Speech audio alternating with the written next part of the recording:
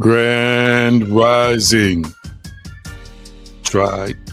Welcome to another Revolution Sundays. Another Revolution Sunday with yours truly, Dr. A.G. Green Sr.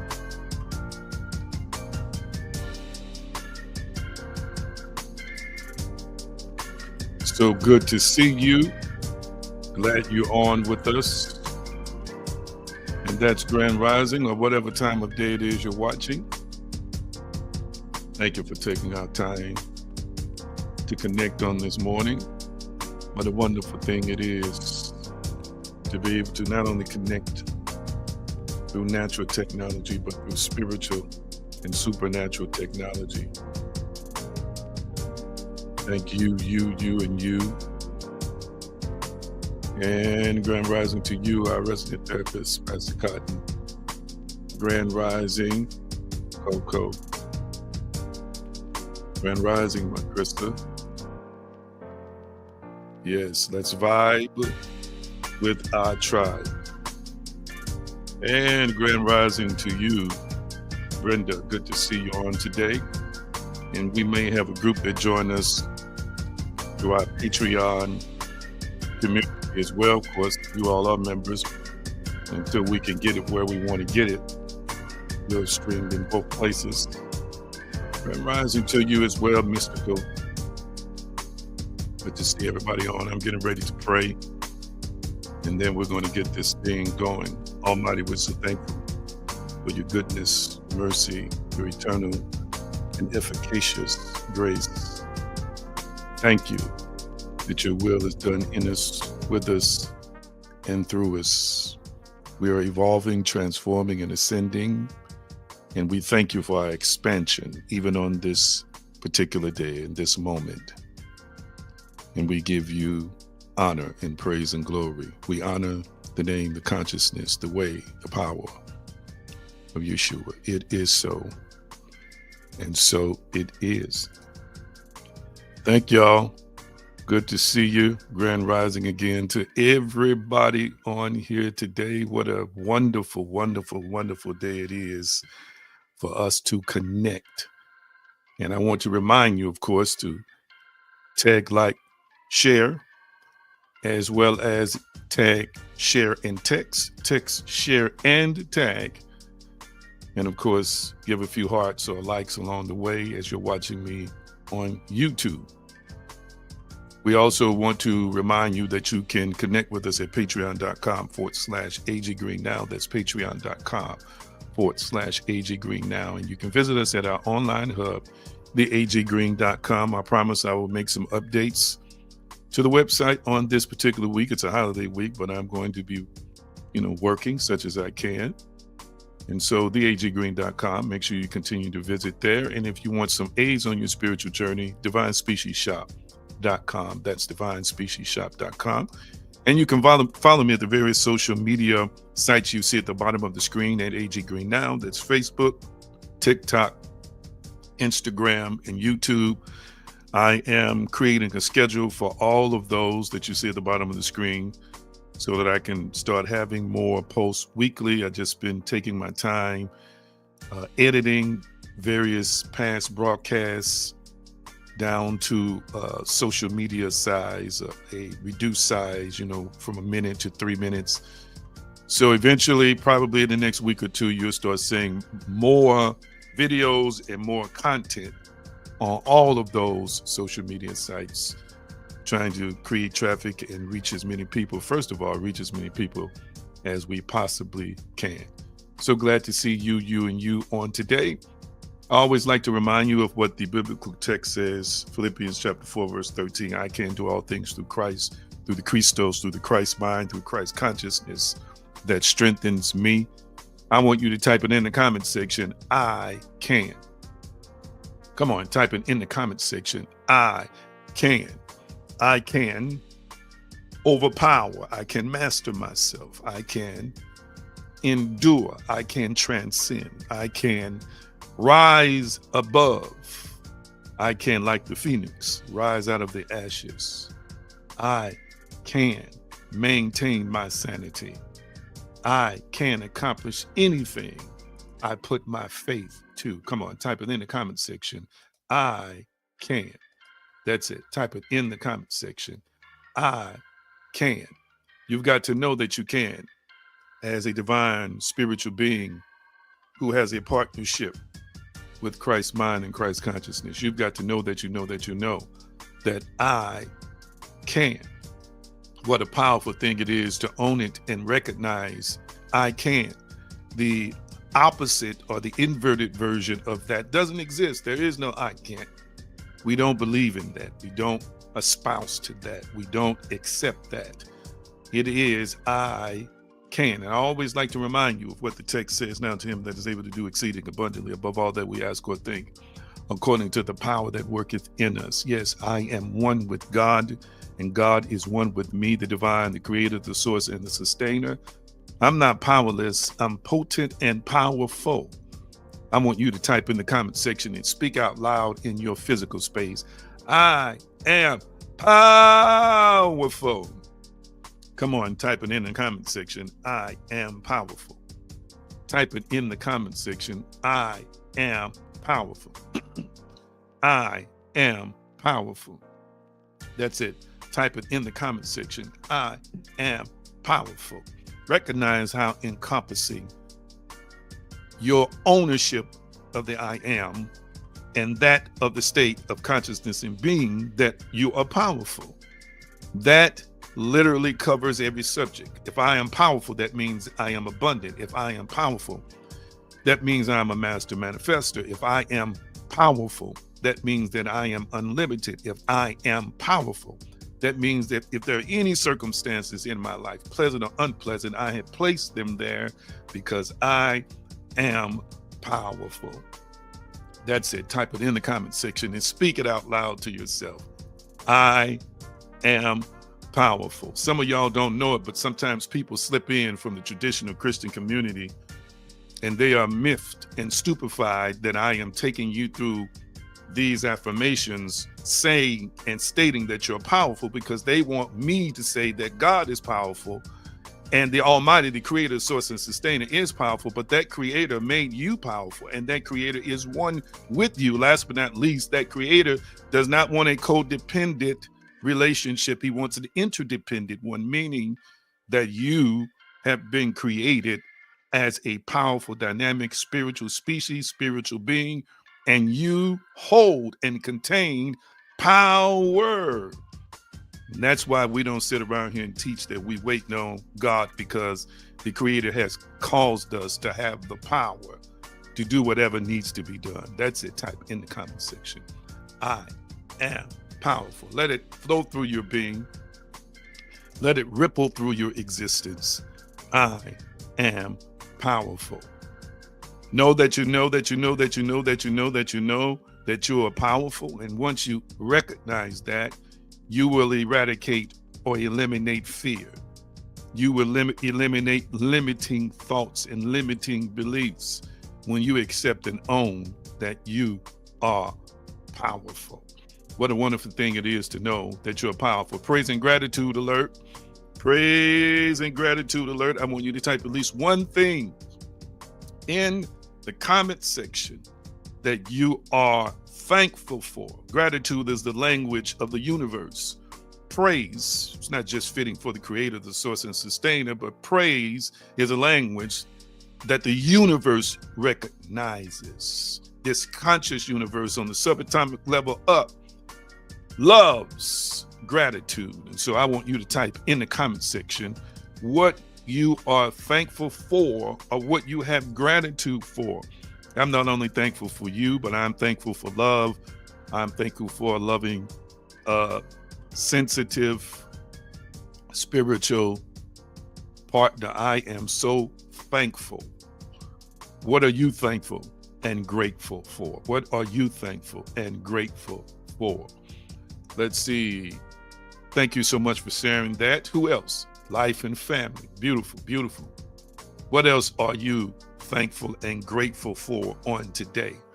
Remember, the key to reconditioning the heart and the mind with a filter that interprets whatever happens in your life in a way that's you're going to extract something beneficial for you is gratitude and praise. It will literally condition you to reduce the lows in your life and condition you to recognize that things are bent and slanted in your favor when you can approach every situation and circumstance with praise. And it says to the Creator, and it says to this conscious universe, that you are worthy of more. Let's see here. Specific purpose of my life. Gratitude for I'm created for a divine mission. Awesomeness. Thank you so much. Thankful for peace. Let's see. Thankful and grateful for making it safely across the highway. Visiting family. Wonderful, wonderful, Brenda. Anybody else want to share what you are thankful and grateful for on today? What are you thankful and grateful for? Oh, let me get Linda in here. She says, thankful and grateful for her life, awesomeness, and of course, my Krista says for life and family. Thank you so much. Anybody else want to share? Don't be shy. Don't be shy. You want to share what you're thankful and grateful for on today. So thankful and grateful again for you. You, and you. Now, before we move further and I do a check-in on you, I've got to remind you that if you have not joined the Patreon community, Rev 50 gets you 50% off the paid tiers. Now, I'm going to be releasing some more exclusive information for only the paid tiers on this particular week. Make sure you check your Patreon daily, or if not daily, multiple times a week, because I make sure that I keep it stocked with great and wonderful content. Now, I want you all to understand that I have created a daily post for you up through the end of the year. And this daily post teaches you how to finish the year strong in just a few words. It touches on how to finish the year strong. Now, family, this is how you're going to know you're reading one of those posts, because you're going to either see this gorgeous young lady or this beautiful young lady. And toward the end of the year, you're going to see this handsome young man. It's going to show you, that's going to be the post that is going to discuss with you power, perspective, and purpose. Okay, so check that out daily. I've got one blog for the free and paid tier members this week that I'm going to be putting out. But I also have started a new series that's going to drop on Thursday or Friday, most likely Friday of every week, just like this coming week. It'll be on Friday night. How to finish the year strong. Now listen, it says part 5 on the screen because that's the last thumbnail, but there are 5 videos that's going to drop. They're only 20 to 30 minutes long, and I'm going to be going over content with you as to how to finish the year strong. So you want to make sure, family, that you keep up with that. And then last but not least, I am crafting something for you all right now. I'm trying to decide how I'm going to do it. If I want to do it as a webinar, if I want to do it as something private for our group. I don't know if I would do it on YouTube. I'm trying to decide how to do it, pre-record it, do it live, whatever the case may be. But I am a big believer in doing what we can in this moment before a calendar year closes, to prepare to become a new you in a new year. I am a huge proponent of that. And so therefore I have been developing some teaching for you right now that I just finished the other day. I've got to, either do it live with you or record it. I think I want to do it live. And the title of this particular webinar, to be a 2 or 3 part series, is how to shift before the new year, how to get out of your own way. That's the subtitle, how to shift before the new year, how to get out of your own way. I know it's going to be very empowering. I'll be discussing more of that with you before this year is out and see how I'm going to get it set up. All right. Excellent. Now let me check in with you, family. Let me check in and see how everybody is doing. What's good? Tell me what's good. What are you eating and sipping, and how are you feeling? What's good? What are you eating and sipping? How are you feeling? Talk to me, family. What's good? What are you eating and sipping? And how are you feeling? Let's see. I got my 5-6 mushroom coffee that I'm sipping on right now. And I am feeling empowered, energized, and focused. What's good? Now, here we go, because some of y'all be getting down early in the morning. So tell me, what's good? What are you eating and sipping? How are you feeling? What are you eating and sipping? How are you feeling? Don't keep us waiting all day. I want to know, what are you eating and sipping, and how are you feeling? Talk to me. Let's see here. Got some comments starting to come in. Thank you so much. Thank you so much. Let's see what we got here. Our resident therapist says, doing well using your teaching and leadership. Teacher, I have manifested $3,000 for a married couple that I provide consultation for. I utilize your teaching of a conscious creator with success. Come on, somebody celebrate with our resident therapist. He is a real therapist. Jerry Cotton, Pastor Jerry Cotton. I love it when I get testimonies of how this teaching to consciously create. We don't beg. We don't have to use nobody's name. We don't have to starve ourselves with a fast. You are taught here how to access the power that you are and the power that you possess. $3,000. Look at that. There are people who are watching me right now who would love to have $3K added to their pocket, and that includes me. Thank you, sir, for sharing that powerful testimony. And I always like to give disclaimers that this is not for the traditional religious community. We way beyond that. Okay. We don't try and offend you here, but we're just going to teach what we know to be the authentic truth based on pure spirituality and pure spiritual principles. Thank you, sir, for sharing that. Yes, wonderful. Let's see here. My Krista says, feeling good, relaxed, not eating anything at the moment. Okay. Hillary, my awesome, powerful niece, says, feeling good. Here she go. Jalisco special, fried eggs, and a mimosa for breakfast. Watch out now. Niecey. Get down this early in the morning. Brenda says, feeling better, sipping on some tea. Yes, sounds good. And our resident therapist, you got another congratulations. Again, we got people manifesting cars, manifesting money, manifesting repairs, just all kinds of stuff that I hear from within this community. Let me tell you, I can literally say this without exaggerating. Our community in the course of this year has manifested hundreds of things, okay? Just by absorbing and applying what they are hearing. It's an awesome thing. Let's see here. Yes, what is a Jalisco special? Tell us what that is. I've heard of Jalisco before. I think that's a Mexican situation, a Mexican thing. But talk to us, Hillary. What is that? What is that?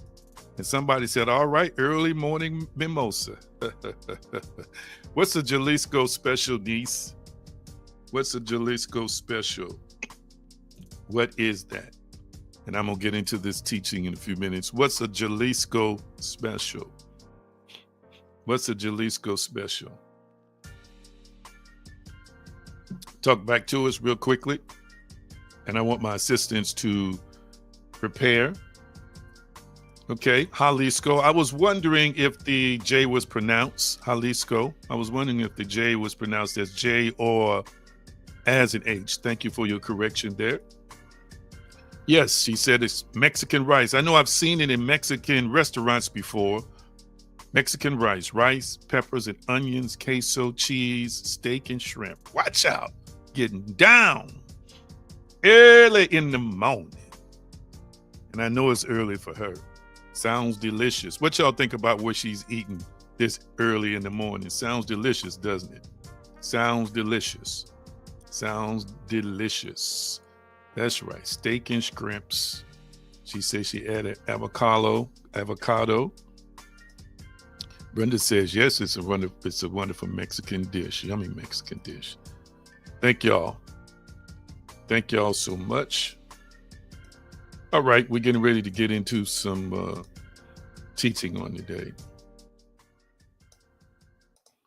I appreciate y'all for taking our time in your schedules to connect with the tribe on today. Now, is this part 9, resident therapist? Is this part 9? I think that was last week you were out. So is this part 9? This is part 9. We want to make sure it's part 9, not part 10. Now, I don't know because I don't keep up. I just get on here and teach. So we want to make sure this is part 9, challenges to manifesting faith, challenges to manifesting faith. And we're going to look at a couple of biblical texts. We'll go back to the thematic text that I've been using, but I'm going to take a turn today and remember our perspectives. Well, I'll give you the preface in a minute, but we're going to look at Genesis 21, 1 through 2. I think it's actually, Genesis 21, 1 through 2 is all we need today. And then we're going to be talking from Ephesians 1 and 11. Genesis 21, 1 through 2, Ephesians 1 and 11. Now, I've got some very, thank you, sir. I've got some very controversial things already within our Patreon community in terms of blogs. You might want to go there if you're new to the community, join so you can read those blogs about the Bible, how it was compiled, what's authentic, what's not authentic. And coming up in the next year, I'm going to be releasing a blog series and some teaching on the biblical Jesus versus the historical Jesus. They're not the same person. Okay. Having said all that, our approach to the text is not traditional theology. Now, many people on here know me. You know that I am educated. I hold multiple degrees. I went to seminary, 2 different seminaries, graduated. Not saying it was a Harvard education, but it was a great education in connection with my years and years and years and years of personal study. And so I understand the traditional theological hermeneutical representation or hermeneutical explanation of these texts that I'm teaching. But what I'm getting ready to share with you is from a metaphysical perspective, So while you're listening, you might hear some things that you didn't hear Reb speak or Bishop speak or Apostle speak, but it is based and rooted in truth. It's based and rooted in authentic truth. So I want you to open your hearts up because you might hear something about the text that you did not hear before. Now, we've already kind of discussed Genesis 21. We just use it as a thematic text because I'm really going to be working from Ephesians 1 and 11 today. And the Lord visited Sarah as he had said, and the Lord did unto Sarah as he had spoken. For Sarah conceived and bare Abraham a son in his old age. Let's see if the second part of that is up. At set time of which God had spoken. Okay, and this is NIV, I'm sorry. Now the Lord was gracious to Sarah as he had said, and the Lord did for Sarah what he had promised. And Sarah became pregnant and bore a son to Abraham. In Hebrew, that's Ibrahim.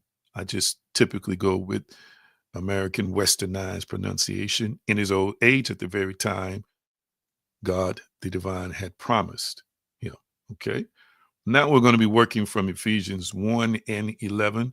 I think you're going to find this interesting as, again, it's going to be interwoven into the fabric of what we've discussed in terms of the challenges of manifesting faith. The challenges of manifesting faith. All right, let's look at it from the King James. In whom also we have obtained an inheritance, being predestinated according to the purpose of him who worketh all things after the counsel of his own will. And then NIV, in whom we were also chosen, having been predestinated according to the plan of him who works out everything in conformity with the purpose of his will. And I'll let my assistants know if we get to the final text that's probably I'll be discussing in this series. I don't think I'm gonna make it to it today. Matter of fact, I'm thinking that I might even have to break this verse up into probably two teachings. Now, again, I just remind you that everything happens as it relates to this construct, this physical world, this physical universe by faith. As I have shared with you, I do believe we are spiritual beings who possess a soul. When we say a soul, we're talking about mind, will, and emotions, which are components of the expression of the physical organ we know as the brain. Inhabiting a physical body, we are a hybrid. I used to think we were just spirits only, but I believe we are of a divine God class of spiritual beings. And I will take more time in the future to elaborate on that. Everybody that we know in a physical body, family, and I will highlight what's different in terms of physical bodies in a minute. But everybody that we know of that's considered to be a part of our species. I don't really like to say the human species because to me, the human species is more representational of the physical side of our existence. But we are a spiritual species, a hybrid, spiritual and natural. I believe the real us is spirit, and that is where the spiritual mind is contained. You have more than one mind that projects itself into the brain and controls the brain. But every one of our species who comes into this planet, you are a spirit, okay? And as a spirit, you operate by both spiritual and natural laws. One of the things that the biblical text, the Dhammapada, uh, the and other ancient texts have tried to do, Buddhist, Hindu, and many of these things predate the biblical text by thousands of years. These are spiritual beings like us inhabiting a physical body, trying to understand the cosmos and trying to understand or answer existential questions or existential queries or existential anxieties. And so they themselves have cultivated an awareness not only of their own divinity, but the divinity of what they believe to be a creator, source, and sustainer. What they learn and what we have learned is that creation is not just created by a superior omnipotent being. We as a powerful spiritual species are actually creating our own creation. And what should be understood is that it is faith and belief, whether it's in the positive or the negative. And again, I've shown you this from science. I've got my receipts. If you haven't watched those videos, go back into the vault here on YouTube and look at those videos. Many of them still up, from science, quantum physics, psychology, sociology, spirituality, and metaphysics. They all have a congruent message. Many of these people have come to a place where they realize we are more than just physical. Number one. Number two, that our thoughts, our imaginations, all these contain within it a belief, a set of core beliefs that we project and manifest into the outer world or creating the outer world.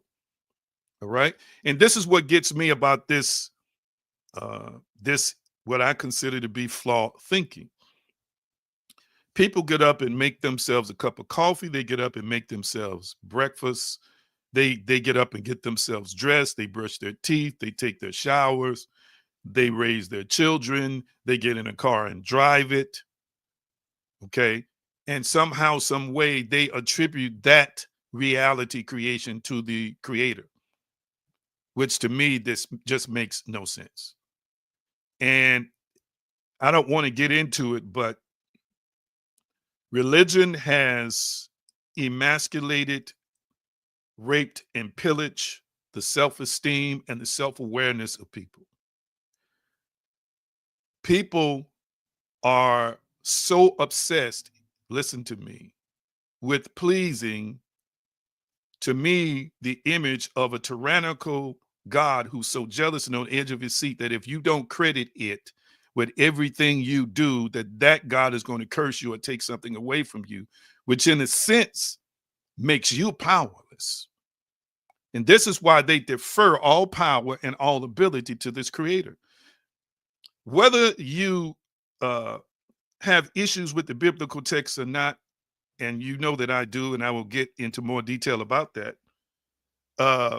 I want you to see and know that there are many elements of truth in the text that the creator, especially Yeshua, is trying to show us who and what we really are, and that we are not to be codependent and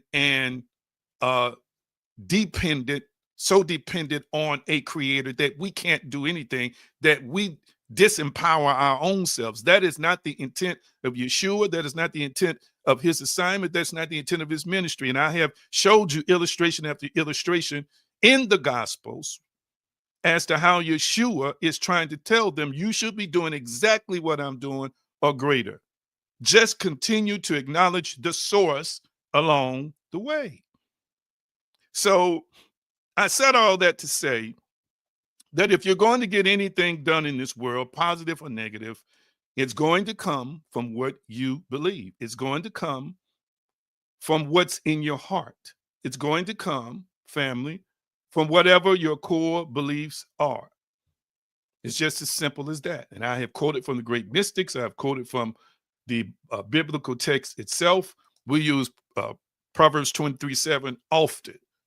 For as he thinketh in his heart, so is he. We use Mark 9:23 often. If thou canst believe, all things are possible to him that believeth. That's conscious creation right there. The late, great Dr. Wayne Dyer, our intention creates our reality. Florence Scovel Shinn, the great mystic teacher of the 1900s. Your faith determines your reality. Trust in the universal wisdom and watch miracles happen. Your faith determines your reality. Did you see that? What my favorite mystic, Neville Goddard, other than Yeshua, man moves in a world that is nothing more or less than his consciousness objectified. Linda Humphreys, PhD, perception molds, shapes, and influences our experiences of our personal reality. Dr. Wayne Dyer, again, if you believe it will work out, you'll see opportunities. If you believe it won't, you'll see obstacles, end quote. I can put quote after quote after quote after quote on this screen to prove to you. Here's a study that I shared with you recently from JAMA Medicine. A meta-analysis published in JAMA Internal Medicine found that mindfulness-based interventions can reduce negative automatic thinking by 20 to 30%, leading to what? Healthier behaviors. So just practicing mindfulness and meditation, shifting your core beliefs, shifting your state of consciousness from anxiety to faith, from powerlessness to power, from chaos to peace, not only reduces negative thinking, but changes the way you act. Am I making any sense to anybody here? So this is why I wanted to start out with my preference, and let's go back to Neville Goddard's quote: "An assumption, though false, if persisted in, will harden into fact," end quote. I want you to type it in the comment section. What I am seeing in my reality, I put there. What I am seeing in my reality, I put there. We can't blame we need to stop blaming the creator. We need to stop blaming that other fellow. And I'm going to do, matter of fact, I have a whole blog series that I've already written a month or two ago based on the devil, diabolos. Is he real or is he not real? When was he created? So forth and so on. You're going to be pretty fascinated by that when I put that out. And that's for our paid tiers in the Patreon community. That'll come out in the next calendar year. I'm already building content for the whole next year right now while we're speaking, because I like to stay ahead. You put what you see in your reality. And it's amazing, again, I started out with what people do in terms of reality creation, because as soon as something goes wrong, they blame an evil source, or they say, well, God just didn't want me to have it. God just didn't want me to have it. And again, people, watch this, people will get beat up, folks will get shot, people are getting killed, they're finding themselves in all kinds of dangerous situations. And they're saying either God put them there to teach them a lesson, or that other fella did it to try and destroy them. This is all an attempt to try and understand or answer the existential question of who they are and what they are and how things happen. I just don't believe a true loving creator needs to put you in a situation where somebody is beating the hell out of you just so you can get closer to him. Yeah, I said hell, and I didn't use it in a profane way. I don't vibe with that no more, because this being is so intelligent that it can utilize other ways to get your attention. And what I want you to see is that what happens in those moments is that people become more aware of their deficiency, or more aware of themselves and the need to change, to grow, to enhance, to become better. And that's why they pivot. They make an adjustment. The creator is not putting them there for that. They'll put themselves in that situation. And once they got in that situation, they start opening themselves up more for divine guidance. And it was revealed to them the pivot they needed to make in life. And once they make the pivot, they transition in the state of consciousness first internally, then they make the physical pivot, which totally changes their lives and causes them to grow. I need y'all to hear what I'm saying right now. So let's look at something here in Ephesians. I don't want to get off. I don't want to stay too long on that. And our friend Pamela Moore is on Patreon watching us today. She says she's eating banana, sipping on lemonade. We appreciate folks who are watching us on both channels today.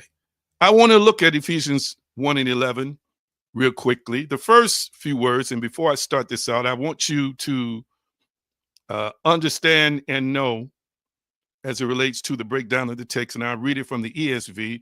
In him we have obtained an inheritance, being predestined according to the purpose of him who worketh all things according to the counsel of his own will. 2 words, in him. Type that in the comment section. In him. In him. Type that in the comment section. In him. Thank you so much. Type that in the comment section. In him. 2 words. In him. So in the Greek, this verse begins with a word,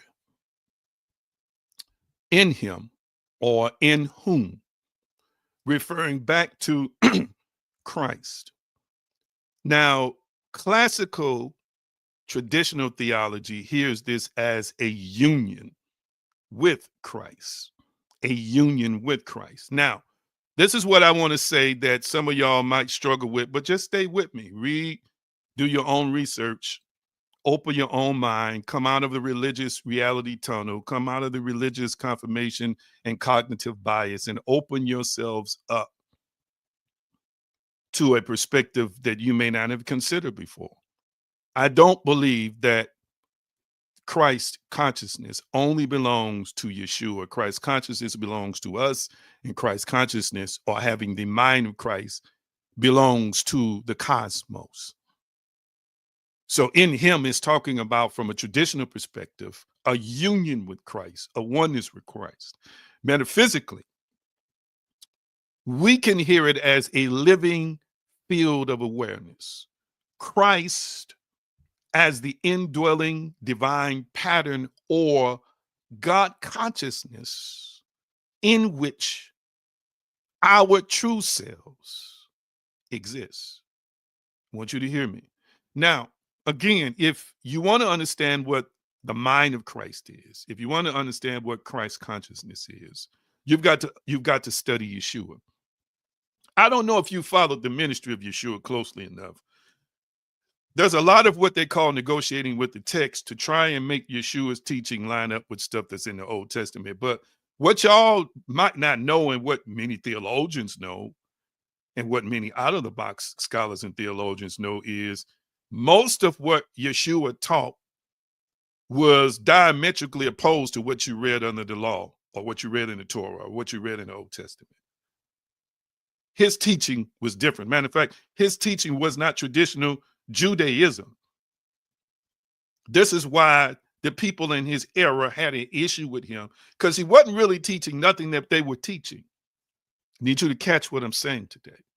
So if you want to understand the Christ mind, it's not a religious mind. It's not a mind that's devoted to one people group. It's not a mind that's devoted to one people teaching. It is a mind that is in touch with the creator, source, and sustainer, and that operates purely by love, and of course, the mastering and the utilization of spiritual principles. And I'll get more into that again in the future. I know I keep saying there's just a lot of things to unpack and to uncover.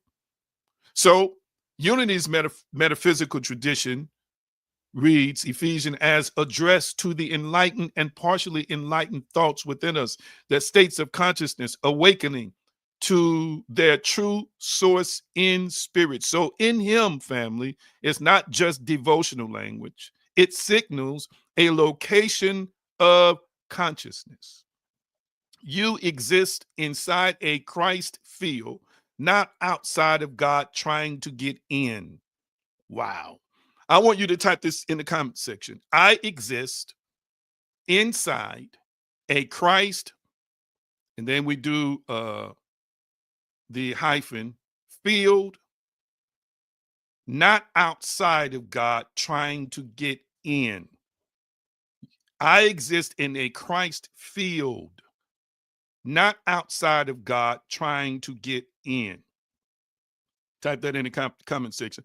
I exist in a Christ field, not outside of God trying to get in. One of the reasons why, there you go. One of the reasons why I harp on oneness with God, and of course, this Christ consciousness is an indication that you have a oneness with God, is because traditional religion for a few hundred years has taught that you can't be one with God unless you have a religious experience, unless you go through religious rituals or religious protocols. They teach you cannot be one with God. They teach you can't even know God. It's not true. It's not true. Okay. And yes, there appears at times to be distortions in the biblical text, and there are, as to what is this oneness and when does it begin? It has always been an agenda, especially from westernized Christianity. And I've said this before, I'm going to say it again. Eastern Christianity is more mystical than Western Christianity, and Eastern Christianity is practiced differently than Western Christianity. Many of these rules, these regulations, these interpretations of what they call sin and all that other stuff in the text, people who practice Eastern Christianity live a totally different kind of lifestyle than folk over here. And I'm not trying to be racist, but I'm going to tell you that that white man is the one who diluted the text. You're not practicing an Eastern or even an Afrocentric Christianity if you're a Christian. You're practicing a Western Christianity, which was pretty much set up and diluted and polluted by the oppressors. That's a whole subject for another time. Yes, I exist inside of Christ's field, not outside of God. I really want you to know that you're one with God right now. I don't care what you did last night. You're one with God. I need you to type that in the comment section. I am one with God. Type that in the comment section. I am one with God. Again, there are various different religions on the planet. They're all teaching you sometimes different things that you got to do this, you got to be baptized, you got to repent, you got to, you can't be one with God, and you can't really know God. This is what they teach, but that's not true spirituality. That's not true spiritual principles. These things, again, are interpretations of people's conceptualization of the divine, of God, of the creator. I want you to hear what I'm saying. I am one with God. I want you to breathe in when you say that, say it, and I want you to exhale it out. I am one with God. I want you to breathe in when you say it, hold it. Then I want you to exhale. I want you to say, I am one with God. Breathe in, hold it, and then exhale. Once you become aware that you do not have to jump through hoops, that you are most worthy, that you're not being micromanaged by the Creator, that the Creator's not on the edge of its seat waiting on you to mess up so it can send you to a hell or make your existence complicated just so you can obey.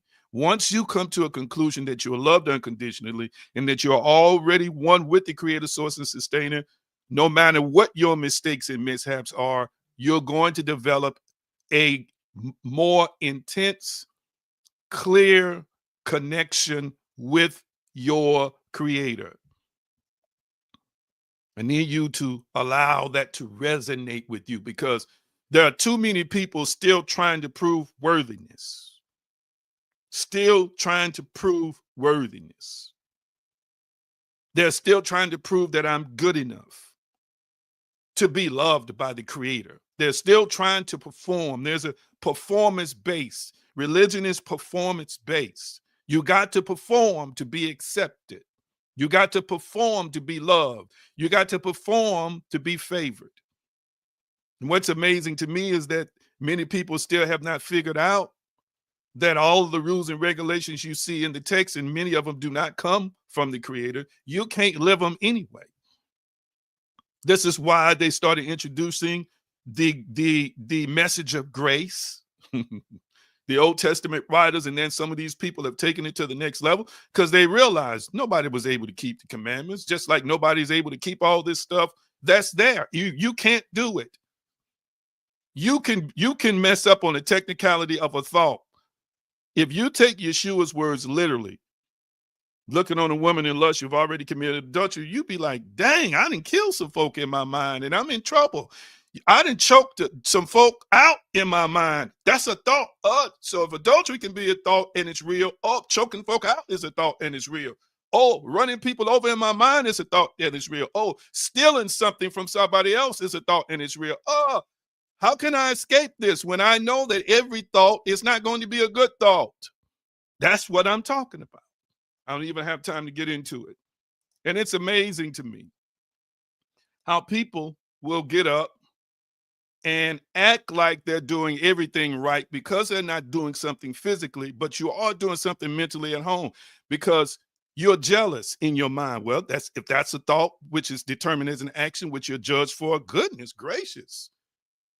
Everybody knows that your thoughts are not 100% pure, and they're not going to be 100% what you want them to be. And I, of course, teach you, you're an observer of your thoughts, you're not your thoughts. But they don't teach that. They teach basically you are your thoughts. Goodness, how are you going to escape that? Because there's some thoughts in your mind you say to yourself, where did that come from? Some of them some sordid thoughts, some of them some freaky deaky thoughts with other folk, women and other folk, men. Y'all know I'm telling the truth. I mean, they're just not always the kind of thoughts you want to have. Some of y'all have pimp slapped some folk in your mind.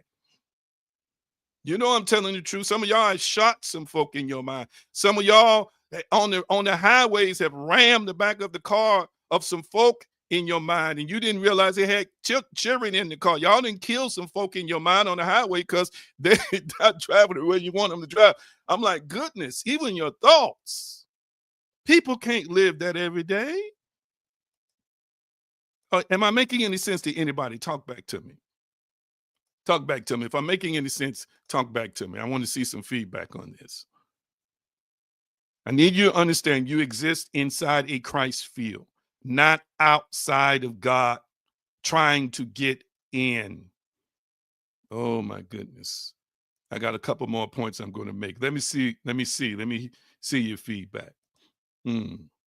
I mean, you have up to 60,000 thoughts a day. Goodness gracious. Even if you're like me and you're a gatekeeper of your thoughts, I manage my thoughts. I pay attention to every single thought that comes. Some of them you be like, where in the world did that come from? Where? I'm telling you, let me move on. The next part of the text says, we have obtained an inheritance. We have obtained an inheritance. Now, I'm not going to try and describe this Greek word for inheritance. I do know that it is rarely used. Matter of fact, this is the only use in the New Testament of this verb for inheritance. And it's related to a word in the Greek, kleros, which means lot or portion. Okay. It means to be allotted by lot, to be allotted by lot. So, in a physical sense, a lot could represent a piece of land, which in agrarian society, which was the highest form of, I guess you could say, currency in a value system. Or, of course, in modern day, we could interpret lot as another type of object, whether it could be a home, whether it could be a car, whether it could be money, so forth and so on. To be allotted by lot, to be made heirs, assigned an inheritance, assign an inheritance. Now, this is what I want you to see from a metaphysical point of view. You are not trying to earn something from God. Oh my goodness. I want you to type it in the comment section. I am not trying to earn something from God or the divine. Type that in the comment section. I am not trying to earn something from God, the divine. Type that in the comment section. I am not trying to earn something from God, the divine. I want you to type that in the comment section, and I want you to consider what that really means. Mhm. Again, people are they're taking texts and trying to earn their way, trying to earn their way. Hear me, family. Trying to perform to make your God happy. See what I'm doing today? I helped somebody. You're going to bless me with that card now? See what I'm doing today? I forgave. I know I got some blessings coming. See what I'm doing today? So does that make me good in your eyes? Does that make me wonderful in your eyes? Does that make me worthy in your eyes? Catch what I'm saying? Catch what I'm saying? An inheritance, family, is not something you earn. It's something that has been reserved for you that you don't have to earn. Now, this inheritance in a traditional theological sense is related to your connection with Yeshua and what they have developed as a theology in terms of all of the promises that they believe are contained within Yeshua in this life, okay, and post-mortem reward, which would be heaven and talking about other things in the afterlife, as well as atonement, what they believe to be salvation, all these other things. In traditional theology, this is what is wrapped up in what they consider to be an inheritance. Again, something that you've got to earn by what they call right living. But you don't have to earn an inheritance. Wow. You don't have to earn an inheritance. There are some things as a dynamic spiritual being that you are born in the physical dimension with. You came here with certain things. Oh, somebody hear me right now. You are discovering what has already been allotted to your being from eternity. And your inheritance is not mainly things, it is a state of being, participation in divine life, wisdom, creativity, love, and power. These are things that you have inherited. This is why, again, my teaching is going to get louder and louder as the years go by. You're born worthy and you're born powerful. Whoa. I want you to type that in the comment section. I'm born worthy and powerful. Type that in the comment section. I'm born worthy and powerful. Type that in the comment section. I am born worthy and powerful. And then the next thing, just like our resident therapist says, I also want you to type it in the comment section. I am divine. That's the next thing. I am divine. I am divine. So the first thing is you're born worthy and powerful. Hear me. Even if your family mishandled you and made you think or believe that you weren't good enough, I came by here to tell you that from the Creator's perspective, from the universe's perspective, from the Christ mind's perspective, from Christ consciousness definition, you came here worthy. And you came here powerful. Hear what I'm saying today, and I'm going to repeat this again. When you see people preaching exclusivity, meaning if you don't use my book and if you don't use my roadmap to power, you can't be powerful. But then we got folk who are not using your book or your roadmap, and they doing everything your religious group is saying it's accomplishing through its doctrine. And beyond that, that says to me that what you are espousing as truth is faulty. It's not just limited to you, because there's another group outside you that has the same benefits. And I'm not talking about through illicit means or illegal means. No, they have access a spiritual power that's enabling them to have all the success that they have. Hear what I'm saying today. And when we see that, again, people try and renegotiate the text, and they try and quote scriptures with, what does it profit a man to gain the whole world and lose his soul? Listen, that text is about a person who prioritizes greed over everything else. You can't use that to try and justify that your teaching is right, and because other folk have success not living by your teaching, that's wrong. No, this means that they are operating by some spiritual principles and laws that don't belong in your group or that your group don't teach, that's still empowering them, blessing other folks, and blessing the world. So you can no longer say you exclusively are the only one who has a hotline to the Creator. That's right. That's right. That's right. I am divine. I am divine. Hear me.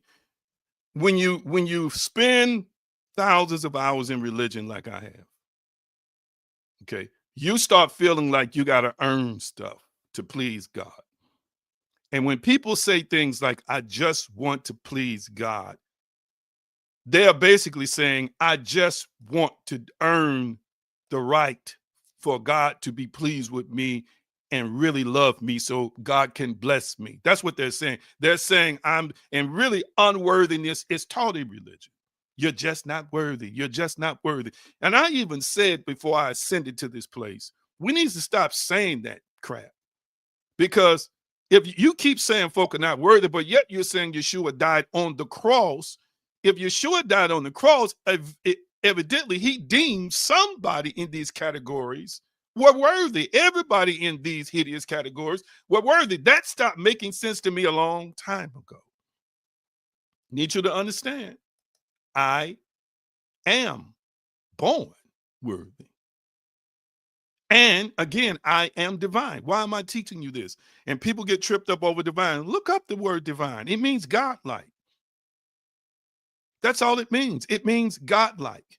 So you're teaching godliness in your religion.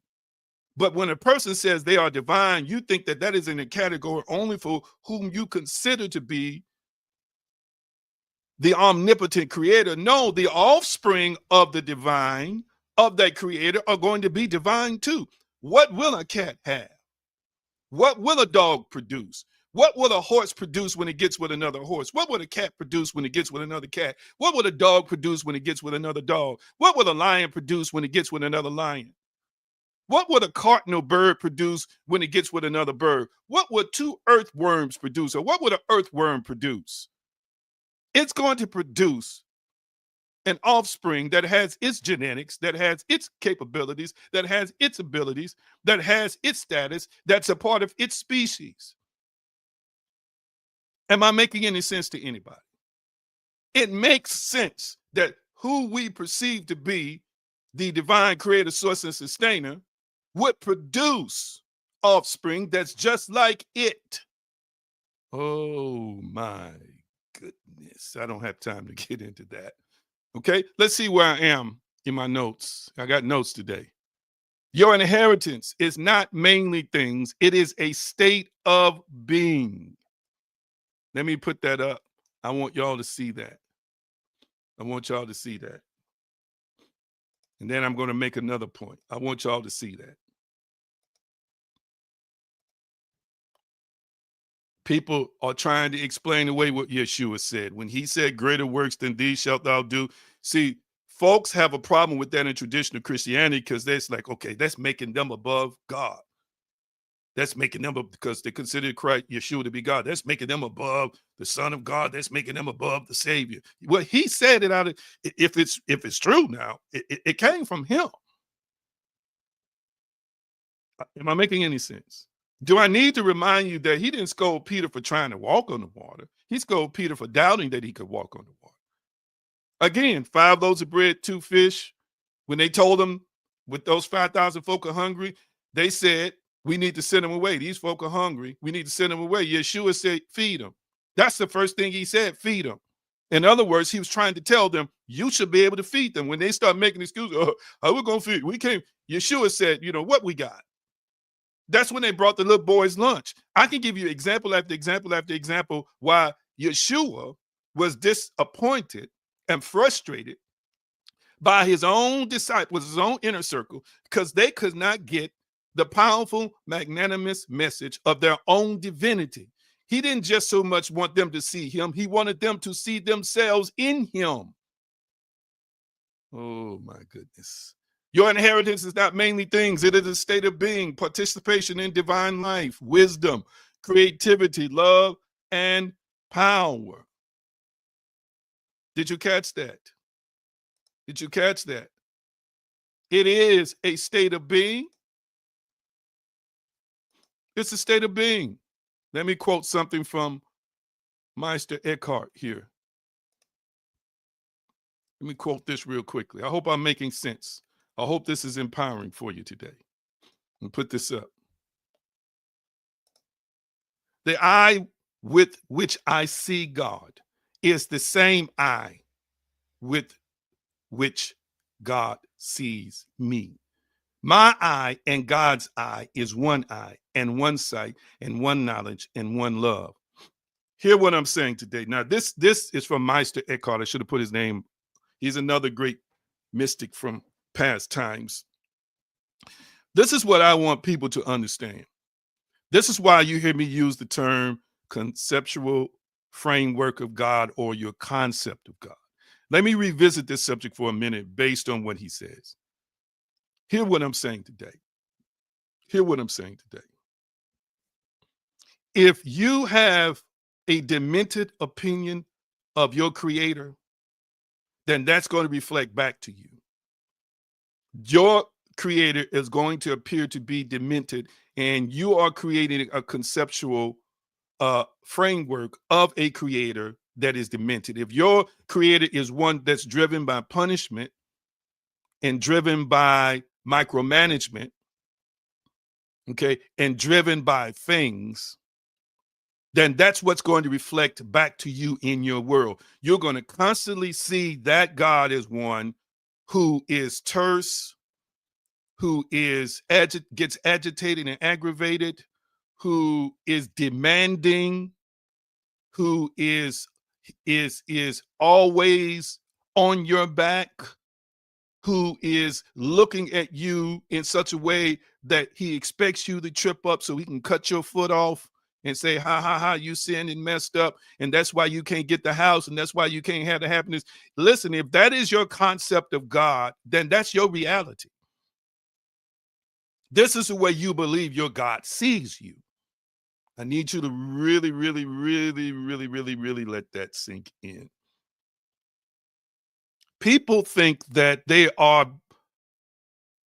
belief in the creator is objective. It's not objective. It is influenced by somebody else, and it is highly subjective. And if your subjective definition of your creator is flawed, then that creator is what is operating in your life, unless the real one decides to cut through the noise, which many times does, to give you a real message. He might talk to a messenger like me to tell you that's not really me. That's religion's God. That's the Pentecostal God. That's the Baptist God. That's the Buddhist God, whatever it is.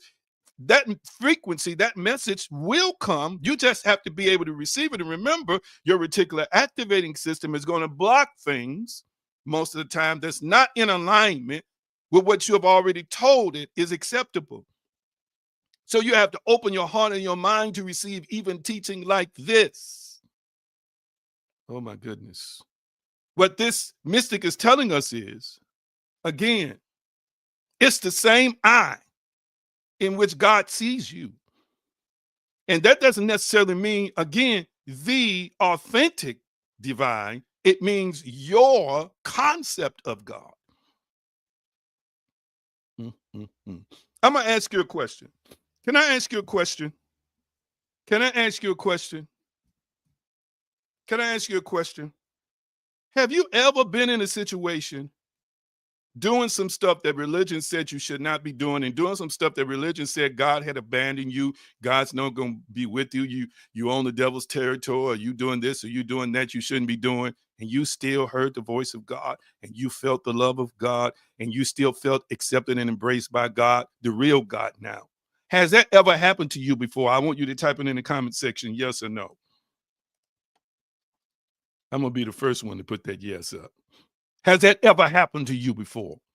Some of y'all laying in bed with people, drunk, high, whatever the case may be. And I'm not trying to say and continue to indulge in certain activities. I'm saying it, but that the God spoke to you, loved you, told you you were, it loved you, and so forth and so on, and on and on and on. And folk would say, ain't no way you're not supposed to be. He is turn his back on you. He's not hearing your prayers no more. It's like he watched it, God, like God watches, but you hearing from God every day. You feeling the presence of God every day. You're receiving guidance and instruction every day. And then I know folk will say, in the traditional way, well, he just being loving and merciful. No.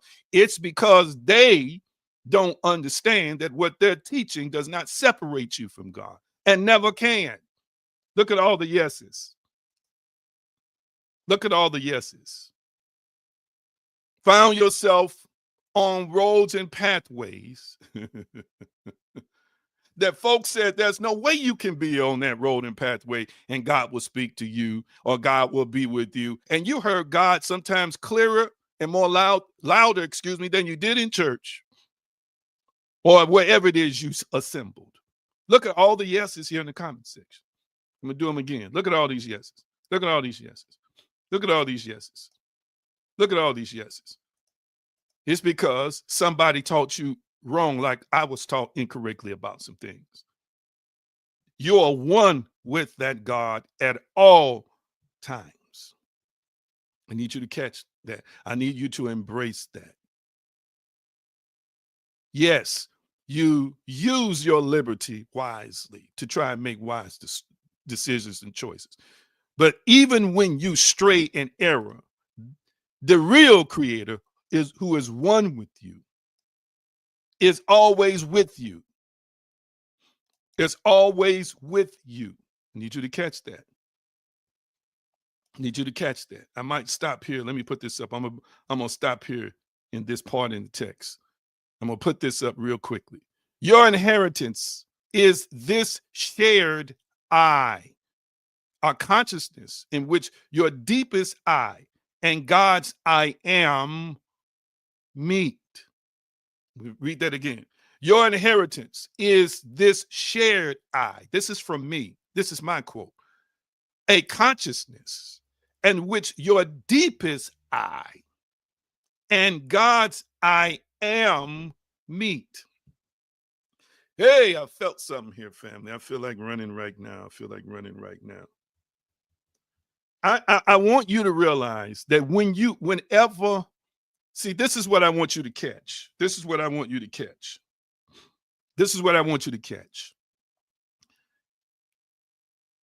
The creator is known by many names, but the expression of I am, family, is an expression of, like in the observer effect, where the wave is in superposition before it becomes a particle. It has the ability to be anything the observer wants it to be.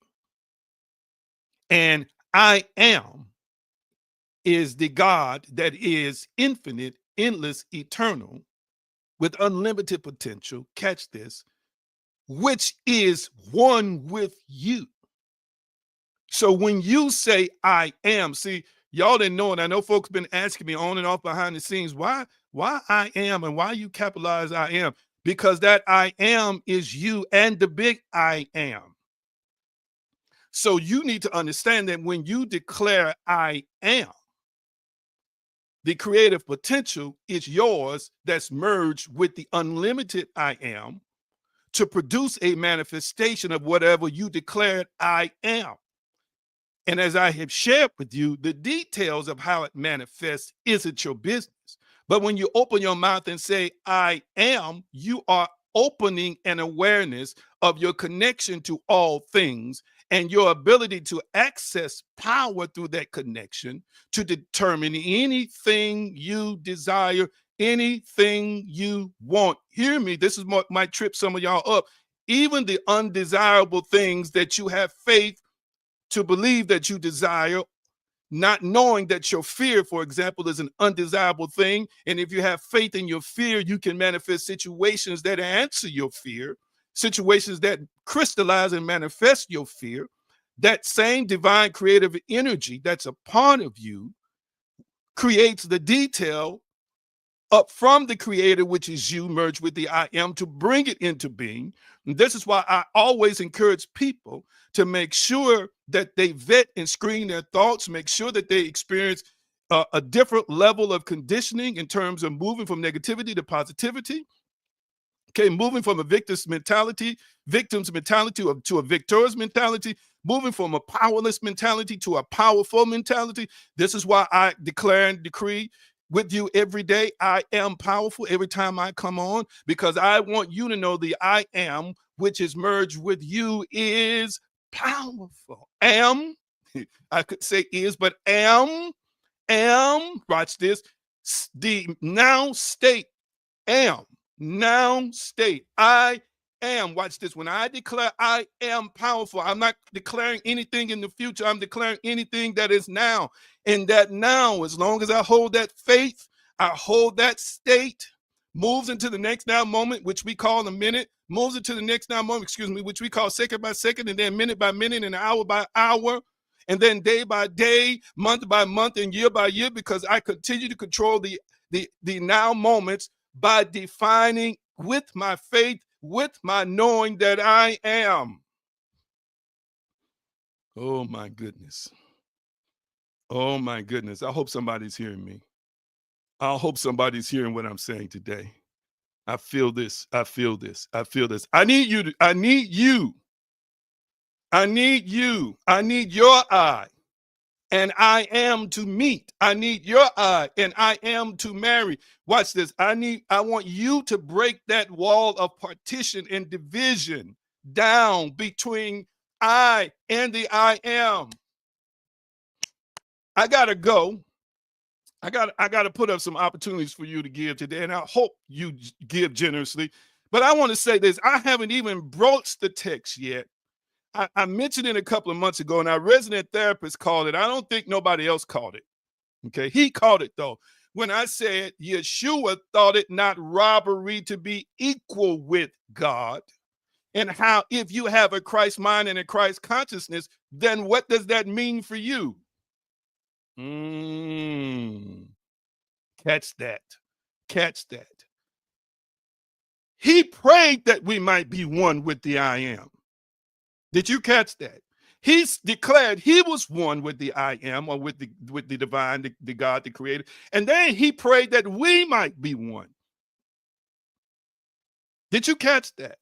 He thought it not robbery to be equal. And he's praying that in your oneness, that you would represent your connection and your access, your equal access to the I am, to the power of the creator, the divine, the source, the sustainer. Am I making any sense to anybody? Am I making any sense to anybody? My goodness, my goodness, my goodness, my goodness. Stop saying I am poor, then you're going to manifest more poverty. Stop always, don't get me wrong, if you're not feeling well, go to the doctor. If you don't know how to heal yourself, listen, if you need counseling, you got to get things out. I'm always about people getting things out. And then after you get it out, we work on the catharsis, we work on the therapy, we work on fixing it, we work on correcting it. That way we won't be telling 10 different people, watch this, that I am depressed, I am not this, I am not that, I am not the one. No. After I get it out, now I start putting in the inner work to shift that from my feeling to a state of I am, which is a corrected state. Oh, my goodness, my goodness. After you tell your therapist why you're not feeling happy, now you got to shift into a state of consciousness of I am happy. Catch this. Use what the therapist, a good therapist, teaches you, along with what you are receiving in spiritual and mystical principles from me, merge it together so that the details of the manifestation of I am happy now take on cooperative components, first in your spiritual and your mental, and then your physical, and then in the natural world outside of you, to form a symphony and orchestra that will sing the music of your happiness, bring into being things that literally feed and confirm your happiness. My goodness. My goodness. My goodness. My goodness. Let me stop there. Let me stop there. Let me stop there. What's your I am statement today? What's your I am statement today? What's your I am statement today? I got people I talk to, and then when they get finished advising me, even the one I love, then I know I have to continue to stay in the I am in faith, the final outcome, the final state. Catch this, because it is a part of my inheritance that I have authority over all things. I have authority over everything. Did you catch what I just said? Did you catch what I just said? Dr. Wayne Dyer said, if you change the way you look at things, the things you look at will change. It is the truth. And then we found out that that is a quantum mechanics law in terms of the observer effect. And I'm saying to you right now, you are so powerful that if you employ not your power to meet the great I am's power, which is in you as a dynamic, powerful, divine, spiritual being, the things that you look at will change to come into alignment with exactly your best outcome. Your worst thoughts can produce the worst reality, but your best thoughts in faith will produce the best reality. Oh, yes. Oh, yes. Oh, yes. I feel like running right now. Am I the only one who feels like running? I feel the presence where there's never an absence. I feel the spirit. I feel the goodness and the love of God. I feel it right now. And I am so thankful and grateful that I am so loved. Satadama. I am so loved. I am so empowered. Yes, yes, yes. I am graced with such grace. Hear what I'm saying today. I am graced with such grace that even when I stumble and fumble, I'm caught.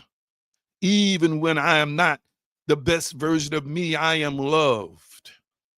Not only am I loved by the Creator, but the Creator puts people in my pathway to love me and to teach me and to guide me and show me who and what I am. That's it. That's it. Thank you. Thank you. In the comment section, what I am. There you go. Changing for the better. There you go. I am peace.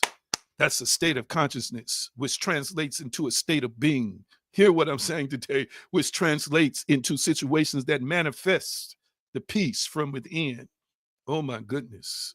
I am loving. Yes, yes, yes, yes. Come on. Declare and decree it, decree and declare. There you go. I am peace. Yes, yes. I am love. Do you know how powerful this is?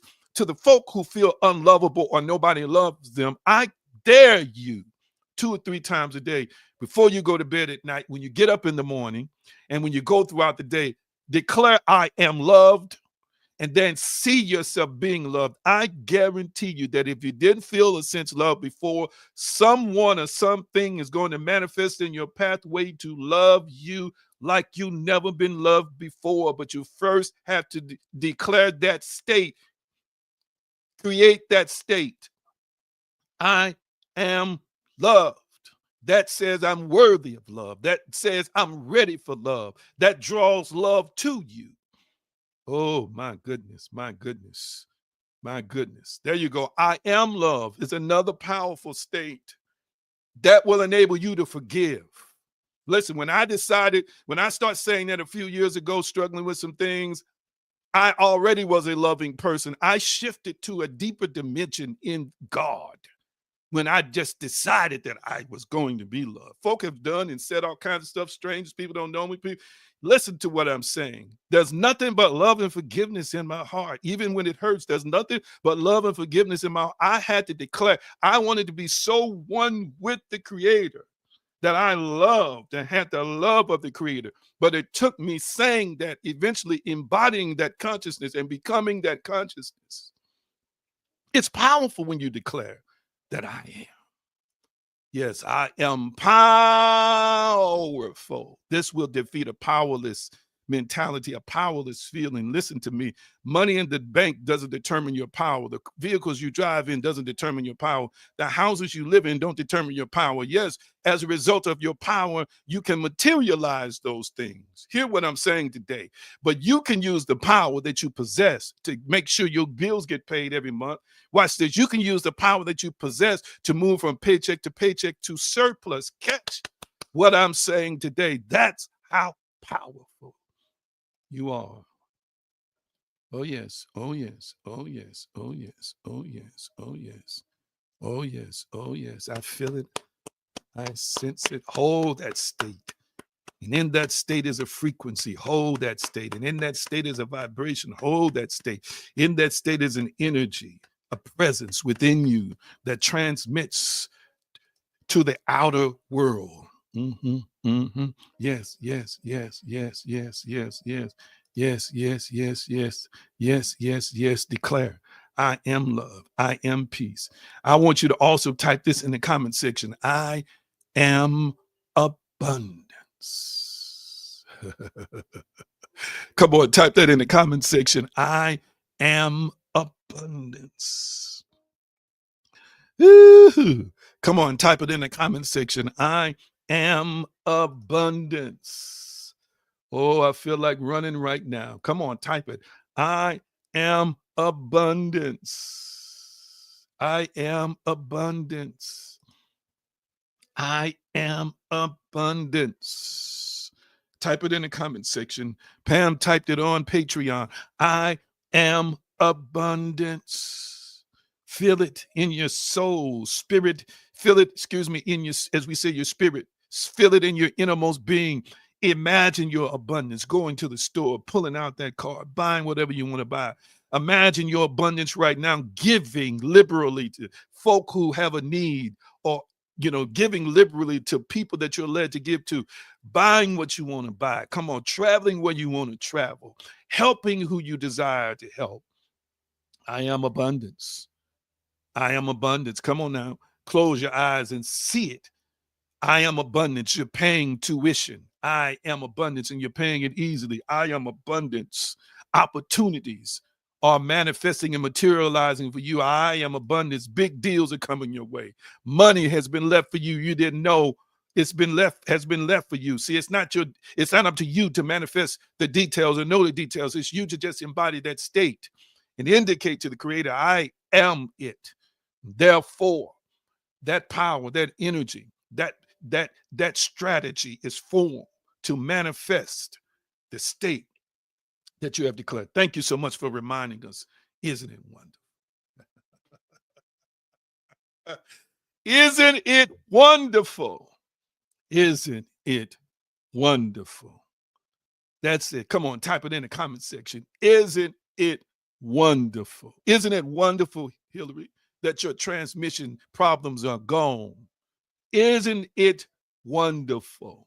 Isn't it wonderful that I am abundance? Isn't it wonderful that my needs and desires are supplied? Isn't it wonderful that every area of my life, the spiritual, the mental, the social, the relational, come on here, somebody, the vocational, they're all prospering, they're all thriving. Isn't it wonderful? Oh, it's so wonderful. It's so wonderful. It's so wonderful. It's so wonderful.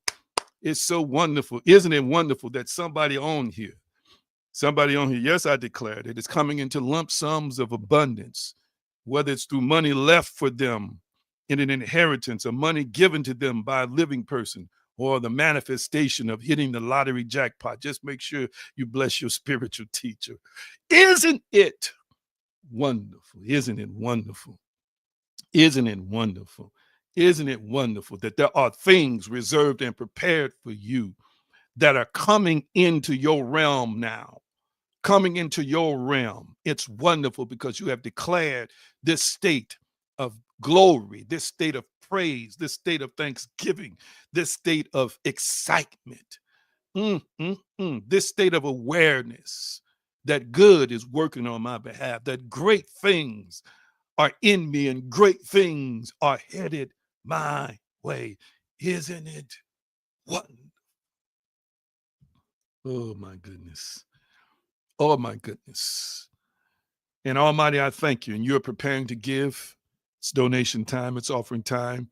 Use the opportunities at the bottom of the screen to sow your seed. And some of you all who even tithe, you can continue to do that. Yes, yes, yes, yes. $ AG Green or $ AG Green Enterprises.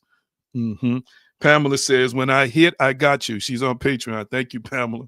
Pamela says she's going to bless me when it hits. Thank you so much. But great things are in me. Hear me. Let me get this prayer on. Everybody is confirmed, blessed, empowered. Everybody is confirmed to be a magnet of abundance. Everybody is confirmed to flourish and to prosper in the various pertinent, significant areas of their lives. I am one with them and they are one with me as we are one with God. We do it in concert. We do it in agreement. That not only do all things work together for the good, but it is your pleasure to give the kingdom. And you are happy and glad as we prosper. Thank you. Thank you. Thank you. Families are being made whole. Abundance of healing in families, abundance of healing in the heart, abundance of physical healing from all various types of maladies and conditions. This is the now moment of miracles. This is the now moment of miracles, Whitley. This is the now moment of miracles, Melvin. This is the now moment of miracles, Monica. This is the now moment of miracles, Krissa. This is the now moment of miracles, Pastor Jerry Cotton. This is the now moment of miracles, Mystical. This is the now moment of miracles, Brenda. I'm so thankful and I'm so grateful for the unexpected, The expected unexpected. The expected unexpected. That's right. You expected it. And then when it happened, the moment it happened, oh, it was so unexpected. But it happened. This is the now moment for miracles. Some of you all, and I've prophesied like this before, I'm going to prophesy again. Some of you all by Thanksgiving will have experienced a miracle, whether it's a surplus of food, a surplus of money, a surplus of opportunities, the opening of doors for you. Come on now. Or the releasing of tension, or the releasing of maybe pain and anguish, or the healing in your body, or the resolution in situations related to family, so forth and so on. I'm telling you right now, by Saturday of this week, by what they call Black Friday, but I'm calling Prosperity Friday, there are some things that will have already taken place, that will take place. And then beyond that, right now, I declare and decree miracles before this calendar year end. I don't care if it's an extra $5. I don't care if it's an extra $1,000 or $100,000 or $1 million. I don't care if it's the doorway into a home or the doorway into having your education paid for. I don't care what it is. I declare and decree. Will you agree with me that you will experience miracles, plural, miracles? What the eye have not seen, what the ear may have not heard, what may not have entered into your heart, the things which God, the divine, the source, has planned for those, watch this, who love, who harmonize, who are aware of him. I feel it so strong. I feel it so strong. I feel it so strong. I want you to type it in the comment section. I am the receiver or the recipient of many miracles now. Come on, type that in the comment section. I am the recipient of many miracles now. Come on, type that in the comment section. I am the recipient of many miracles now. Come on, type that in the comment section. I am the recipient of many miracles now. Come on, type that in the comment section and own it. Embody it. Listen, feel it from the crown of your head to the soles of your feet. Put your hand on your heart if you have to say it and say, I am the recipient. I am the recipient of many miracles now. I am the recipient of many miracles now. Come on, type it. I am the recipient of many miracles now. I dare you to say it 7 times. Put your hands on your heart. Let that spiritual dynamic energy, along with your heart energy, from that, what they call a chakra, let it release. Let it release in you. Let it release any pent-up frustration. Let it release any limiting thoughts and beliefs. Let it release any potential blockages, and open yourself up to the freedom that I am the recipient of many miracles. Now, I declare that car notes are paid miraculously. I declare that rent is paid miraculously. I declare that debts are paid miraculously. You're talking to somebody who had over $40-some thousand of debt, more than that in my lifetime, canceled supernaturally. Hear me, not by bankruptcy. I had a student loan, I've shared this, over $40,000. I was declaring it was paid for before it was paid for. I need you to hear what I'm saying. And it was canceled by the government in a situation I at first didn't qualify for, but somebody sent me a clipping from an online article from a school that I went to, that I got my first degree in engineering in. And through that, their faulty promises, I qualified to have all of my student loans eliminated. But listen, I was speaking it and embodying it about 2 to 3 years before it ever materialized in the physical. Listen, I'm declaring the miracle of debt cancellation. And I'm also declaring the miracle of an increase in your credit scores. I'm declaring the miracles right now that are pertinent and that you believe to be necessary in your own lives. I'm declaring the miracles of businesses that are exploding, that you own. I'm declaring that you are a favor magnet, that you are, watch this, you have an anointing and a presence where people just want to treat you nice and do nice things for you and give to you. Come on now. I sense it so strong. I am declaring that you are the recipient of many miracles now. And Melvin, I feel led to say this to you. I don't know who you are, Melvin R60, but what was meant for bad, what the enemy or enemies meant for bad, the Creator, God, has already flipped it and turned it into good. The naysayers are about to become believers. The naysayers are about to become believers. Hear what I'm saying today. And the distortions and the misunderstandings that have taken place around you with people close to you is about to be cleared up. You're about to be vindicated. I don't know what happened. And your name, your reputation, who and what you are is about to be restored. I don't know what that means. You know what that means. It is so. And so it is. Yes, yes, yes, yes, absolutely. It can shoot up out of nowhere. We're declaring and decreeing it's going higher 700s, 800s. Hear what I'm saying today. Miracles. I am the recipient. I am the recipient of many miracles now. Melvin, if you're still on here, did that word resonate with you? Does that word resonate with you? Melvin-R60. My goodness, my goodness. Pressed down, shaken together, and running over. Flow into Melvin's life. It is so, and so it is. Listen, let me get off here. I'm going to release you today with the shalom blessing. Thank you, sir. Thank you, sir. Thank you. Whoever, it might be somebody else watching, but Melvin-R60, appreciate you.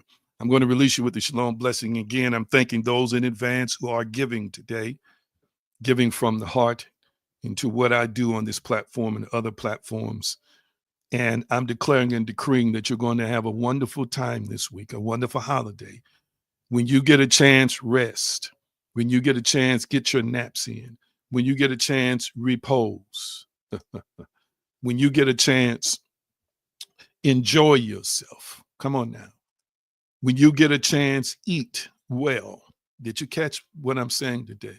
Take these moments to offer self-care and self-love and just enjoy. Don't let nothing worry you. If something comes in, bad news, don't let nothing worry you this week. This is your week where you amplify your gratitude, where you amplify your praise, where you amplify your thanksgiving, and where you allow peace to rule and reign as an umpire in your heart. Oh, my goodness. Thank you, thank you, thank you, thank you. It is so, and so it is. And I'm declaring and decreeing 100-fold blessing on all those who are able to give. Even if it's $1, let there be $100 return. Even if it's $10, let there be $1,000 return. I declare and decree. And even if it doesn't return in money, it returns in opportunities. It returns in jobs. It returns in somebody taking on a responsibility for them. It returns in not having to come up with a down payment for something. I'm declaring and decreeing your 100 times return on whatever you give. And it is so. And so it is. Yes, yes, yes. Thank you all so much. I appreciate you. That's it. Don't let nothing worry you. Thank you, thank you, thank you, thank you, thank you, thank you, thank you. And I declare and decree in this moment, shalom, shalom, peace, wholeness, and prosperity. Nothing missing and nothing broken. It is so, and so it is. I am the recipient of miracles now. Thank you for being a part of this journey of awakening and transformation. Support the light through Revolution Inc. by liking, sharing, and giving. Cash App $AG Green and $AG Green Enterprises. You can also give by Zelle, Anthony G. Green at hotmail.com is what you use, and Chime, $Anthony/Green/336. If you haven't joined as a member of Patreon, now is a good time. We're a spiritual community that's evolving, transforming, and ascending. If you like what you have seen and heard, connect with us. It's time to vibe with your tribe. Also take time to visit theaggreen.com for the latest developments and just explore divinespeciesshop.com for spiritual tools to elevate your life. Your love and support helps keep this mission alive.